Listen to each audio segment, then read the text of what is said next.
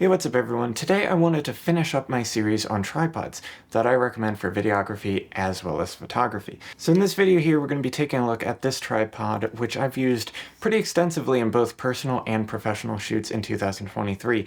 This is the Ulanzi Zero F38. This is of course a travel tripod, so it's pretty small and compact.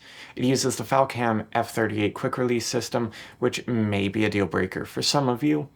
But if you do want to get into the ecosystem, it can be pretty nice since you can get cages, or you can just simply use the quick release plates that it comes with.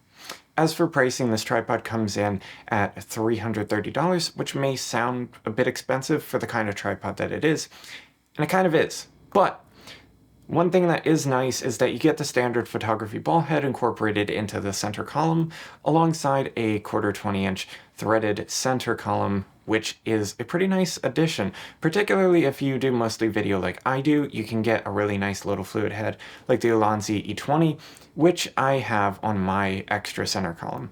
So if you want to do video, you can quickly swap the center column and go from photo to video mode, and that works pretty well. This tripod also comes with two kinds of feet, one standard set and one set of spiked feet, so you can use it outside in soft ground or other environments like that. For specs, the most important things that you need to know are that this tripod compacts down to just 42.5 centimeters and weighs just 2.4 pounds, so it's really easy to pack down and take with you on hike or for any sort of event shoots or anything like that. For the ball head, set to its minimum height, the maximum load capacity they rate as almost 40 pounds, but I wouldn't really recommend that. I don't recommend going much past 10 pounds.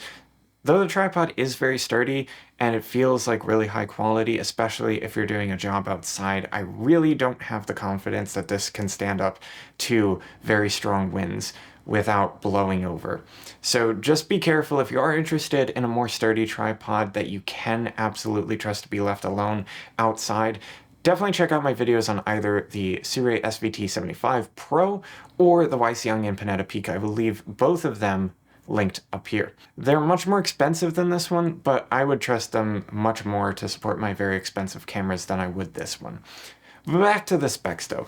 This tripod can be extended to a maximum height of 159 centimeters or 62.5 inches with 5 independently telescoping leg sections. These legs are also fully carbon fiber, so they are definitely very sturdy. The base center column ball head also comes with a nice bubble level on the side, a rotatable axis lock for panning your camera and securing it, as well as a latch for adjusting the angle about the ball. This is also really nice because if you want to shoot vertical video, you can just set your camera up perpendicular to the tripod legs and you can do your vertical video or your vertical photos as you like. Additionally, with the center column, you can of course use this tripod in an underslung mode, so we can get really low angles, facing perpendicular to the legs, or if you want to do even something like top-down shots, you can absolutely do that with this mode as well. You can lock the head into that vertical shooting format, mount your camera, and then you'll basically be getting a nice horizontal or vertical top-down shot, which is pretty cool. The only thing they have to be aware of is they have to get kind of creative with your setup to make sure that the legs stay out of the frame. But as long as you can do that, this is a pretty cool option for those types of shots as well if you don't have something like a C-stand or a complicated rig for overhead shooting. But for me, there's a couple of negatives. So the first of these being that this tripod uses 5 sections for the legs. This makes the setup a little bit longer than I'd like for certain situations. Especially if you're working on uneven ground, it can also be a real challenge to properly level the legs, considering that you have to sort of fumble around with all of these different sections and you gotta keep locking them off and unlocking them and adjusting. It can be just a little bit slow. Much more frustrating than the other tripods that I'd mentioned previously. And the next con that I have with this particular tripod is that it is a photo-first travel tripod. So for videographers, you'll need to get a separate fluid head on top of this, which is going to, of course, add a little bit of cost. The next con is that the central column can feel pretty wobbly, especially if you have it fully extended and you have a really heavy setup on top. Particularly what I'm talking about is if you're using something along the lines of a Sony 200-600 for video, when you're shooting at the back of a event space, and you're trying to do pans or other things like that, you're going to see a lot of shake, even with image stabilization turned on and a premium camera body with very good IBIS. You're still going to see a lot of movement there, and it's not going to look very professional. You're going to have to do a lot of work, and even then you might not even be able to recover it. So just keep that in mind. Another thing that I don't like is that the quick release plates only have a single 1/4 20-inch screw. This makes it really easy for these plates to come loose. They can kind of wiggle and rotate freely. They have rubber on them, but the rubber doesn't always grip super well, so just keep that in mind, that you're going to want to always make sure that you tighten these before you use it, even if you pretty much just put the plate on. You just want to double check that it's nice and tight. And another thing that's frustrating is that you have to slide these plates into the clamp area every time you want to use the tripod.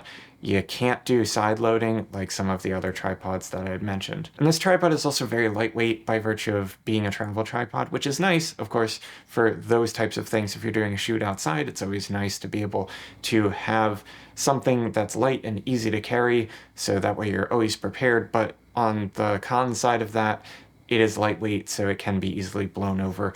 I'd always recommend using a backpack to weigh this down with a little bit of paracord or something like that strapped around the little hook on the bottom.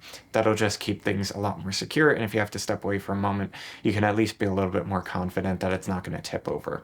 But with that said, I do actually like this tripod. I know I sound like I've been kind of ragging on it, but it's really not that bad. It's really great, especially for studio work. If you need to get a camera into a tight space, this tripod is much easier to do that with than some of the other tripods that I had mentioned, like the YC Onion or especially the Sirui. This one is definitely pretty nice for being able to squeeze into small spaces. As the name suggests, also, if you're traveling, hiking, doing those types of things, a tripod like this is absolutely going to be your best friend, since it's not going to add a ton of weight to your setup. You don't want to be carrying around 50, 60 pounds on your back, especially if you're not particularly used to carrying that kind of weight. So it definitely can add a lot of value and much needed stability in certain situations. Like I said, all while not weighing you down.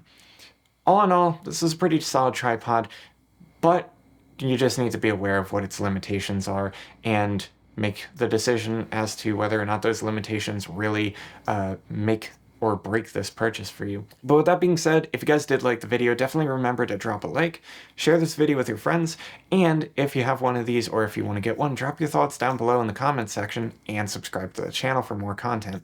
We're trying to get up to 1,000 subs, so if you'd like to join the community, we'd be absolutely ecstatic to have you, and we will see you guys in the next video. Later.